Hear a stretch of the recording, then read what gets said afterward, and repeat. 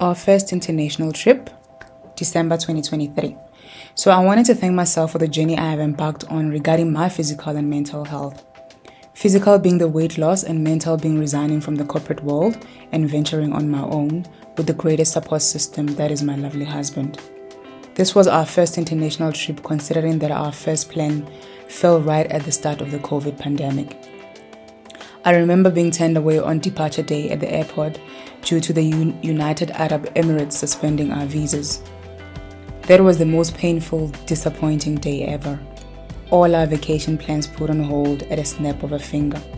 Anyway, fast forward 2023. I am the international vacation planner, so I wanted to celebrate my birthday, New Year's Day, on international waters, literally. I also wanted us to visit different countries without having to worry about accommodation and flights. I didn't want us to book a package that limits us to one accommodation and having to only sightseeing in the vicinity of that accommodation for 5 to 7 days. So I googled search cruise ships that will be sailing during the festive season, Christmas and New Year.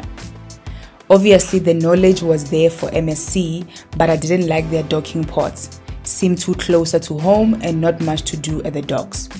So I finally settled for Norwegian Cruise Line, cruising in the Middle East. The Norwegian Dawn, that's its name. There are different packages according to your needs and budget. Different rooms called staterooms. We booked a balcony room.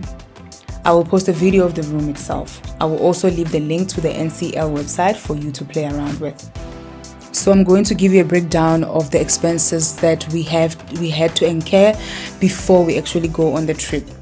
So the trip was from the 27th of December 2023 to the 3rd of January 2024 for 2 adults. So I bought a buy one get one free ticket for the ship, which was worth around 30,000 rands. And then plus a complimentary gratuity for the cruise of 5,284 rands 96 cents. The ship was embarking or leaving from Dubai, so we had to fly to Dubai.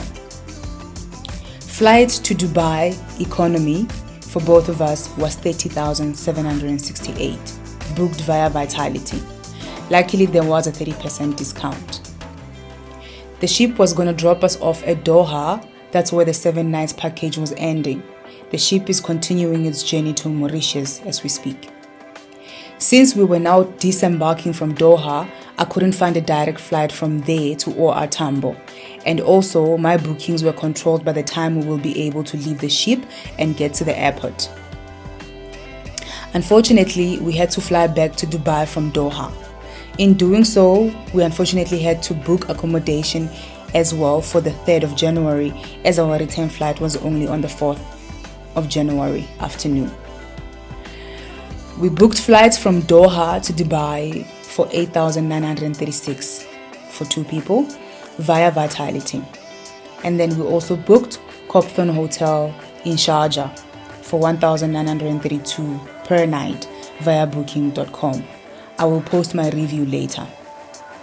We didn't want to leave our car with strangers, so we decided to book Easy Shuttle SA for 1,602. They picked us up from home to OR and from OR to home. I highly recommend them. The link is below. We had to get Dubai visas for 5,949, which covered the UAE itinerary. We didn't need a visa for Bahrain, or rather, we were going to apply for the visas there but then they were not requesting the visas at the port.